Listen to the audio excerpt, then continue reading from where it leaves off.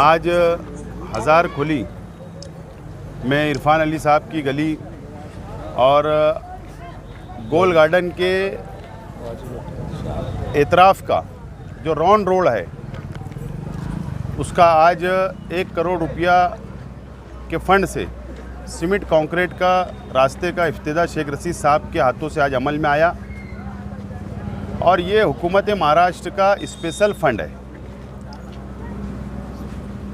शहर में अलग अलग सियासी पार्टी के लीडरान ये दावा करते हैं कि हमने इतना करोड़ लाया, उतना करोड़ लाया, लेकिन असल में ये आवाम को साफ तौर पर ये नहीं बताते कि तुमने जो फंड लाया है तो कॉरपोरेशन का हिस्सा कितना है और हुकूमत का हिस्सा कितना है। और ये आज जो इफ्तिताह हुआ ये 100% हुकूमत महाराष्ट्र का फंड है, जो हमारी अपनी सरकार थी, हमारे अपने नेता अजीत दादा पवार साहब ने जो हमको दिया था वो फंड से आज भी ये काम जारी है और आज इसका इफ्तिताह अमल में आया। रौनकाबाद इलाके के अंदर और एक काम बचा हुआ है, उसका भी इफ्तिताह अनकरीब होगा। ये काम मुकम्मल होने के बाद इस तरीके से शहर के अंदर 10 करोड़ रुपए का फंड मुकम्मल होगा और उसके बाद जो नगर उद्यान स्कीम से शेख रशीद साहब की कोशिशों से 5 करोड़ रुपया आया था उसका भी काम तामीरी काम जारी है। इस तरीके से 15 करोड़ रुपये का काम की शुरुआत हो चुकी और उसको मुकम्मल अब अनकरीब होने वाले हैं।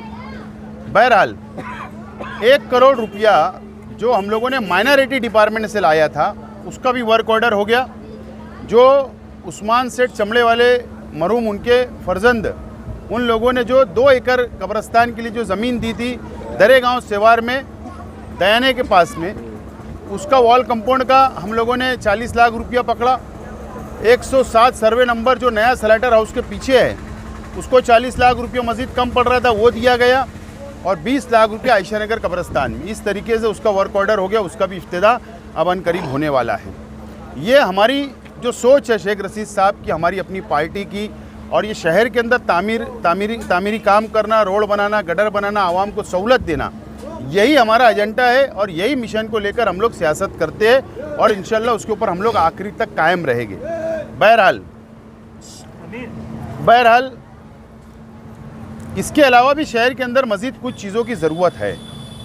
हमारे आगरा रोड के ये जानिब नया इस्लामपुर इलाके के अंदर एक बड़ा स्टडी सेंटर बनना चाहिए, इसकी मेरी अपनी कोशिश जारी है और इंशाल्लाह 2 महीने के अंदर हम लोग मंजूरी लेकर आएंगे और इस इलाके के अंदर तकरीबन 1.5 करोड़ रुपए की लागत से एक बड़ा स्टडी सेंटर तामीर किया जाएगा। उसमें नीट क्लासेस, हाई स्कूल की ट्यूशन क्लासेस, सीनियर कॉलेज की ट्यूशन क्लासेस और बच्चों की, इस तरीके से मुकम्मल तौर पर हमारी ये कोशिश होगी कि ऐसा सेंटर शहर में कायम हो जो शहर की आवाम को, शहर के नौजवानों को, तालीमी याफ्ता नौजवान जो तालीम हासिल कर रहे बच्चियाँ हैं, बच्चे हैं, उन लोगों को मुकम्मल सहूलत हो। ख़ास बात उसमें यह रहेगी कि वो पैसा और रुपया कमाने का मकसद नहीं होगा, चाहे वो अमीर हो चाहे वो गरीब हो। सिर्फ इतना फ़ीस के ऊपर हम लोग शुरू करने की कोशिश कर रहे हैं कि टीचर का पगार निकल जाए, मेंटेनेंस निकल जाए और नो प्रॉफिट नो लॉस के ऊपर वो क्लासेस शुरू की जाएगी। आप लोगों की मौजूदगी में इंशाल्लाह अनकरीब उसका हम लोग ज़मीन के ऊपर काम बताएंगे, वो हमारी कोशिश जारी है। रौनकाबाद इलाके के अंदर भी एक छोटा स्टडी सेंटर, मुज़ाफ़त की बस्ती है, वहाँ पर भी ज़रूरत है। 2 काम हम लोग साथ में मैं प्रपोज़ल को आगे बढ़ा रहा हूँ, इंशाल्लाह अनकरीब उसका भी इफ्तिताह होगा। शहर के अंदर तामीरी काम के साथ साथ तालीमी काम ज़रूरत है और उसके ऊपर तमाम ही सियासी लीडरान ने उसके ऊपर काम करना चाहिए। जिंदाबाद मुर्दाबाद होगा, सियासत होगी, वक्त आएगा, इलेक्शन आमने सामने लड़ेंगे, लेकिन 5 साल सिर्फ सियासत करना और 5 साल एक दूसरे के ऊपर इल्ज़ाम लगाना, ये शहर ने बहुत कुछ खोया है। अब मज़ीद ये शहर की आवाम ने भी जागरूक रहने की ज़रूरत है और लीडरान ने काम करने की ज़रूरत है। यही मैं आज इस मौके के ऊपर कहना चाहता हूँ। अगर आप लोगों को कुछ सवालात करना है तो कर सकते हैं। साहब ये जो जॉगिंग ट्रैक है ये काफ़ी चर्चा में है। इसके बाद एक बड़ा जॉगिंग ट्रैक निकला और काफ़ी यहाँ पर भीड़ रहती है। इसको और खूबसूरत बनाया जाने का आप लोगों का प्लान है? बात ऐसी है कि ये जो जॉगिंग ट्रैक यहाँ पर अल्लाह का करम है कि शहर की माँ बहनें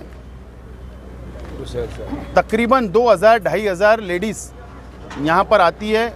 हमारे बुज़ुर्ग आते हैं, नौजवान आते हैं, बच्चे आते हैं। रोज़ाना शाम में यहाँ 2-3 हज़ार लोग तकरीबन यहाँ पर जॉगिंग के लिए आते हैं। और हम लोगों को ये महसूस हुआ, इरफान अली साहब, मैं, फ़कीर मोहम्मद साहब, शकील बेग साहब, हम लोगों ने एक मीटिंग किया और मीटिंग के अंदर हमने एक आर्किटेक्ट को बुलवाया और आर्किटेक्ट को, प्राइवेट आर्किटेक्ट को हमने ये कहा है कि ये जॉगिंग ट्रैक और खूबसूरत किस तरीके से हो सकता और ज़्यादा सहूलत हम शहर के आवाम को कैसे दे सकते, उसके लिए एक प्लान एस्टीमेट तैयार हो रहा है। अनकरीब उसकी भी मंजूरी लाई जाएगी और मैं दावा करता हूँ इंशाअल्लाह जब जॉगिंग ट्रैक का जो डिज़ाइन हमारे पास अभी आया है, ऐसा जॉगिंग ट्रैक होगा कि जो मालेगांव नहीं बल्कि नासिक ज़िले में नहीं होगा। ये हमारा दावा रहेगा। उसके लिए थोड़ा वक्त लगेगा, फ़ंड की कमी है, फ़ंड हम लोग लाएंगे और उसको मुकम्मल करेंगे।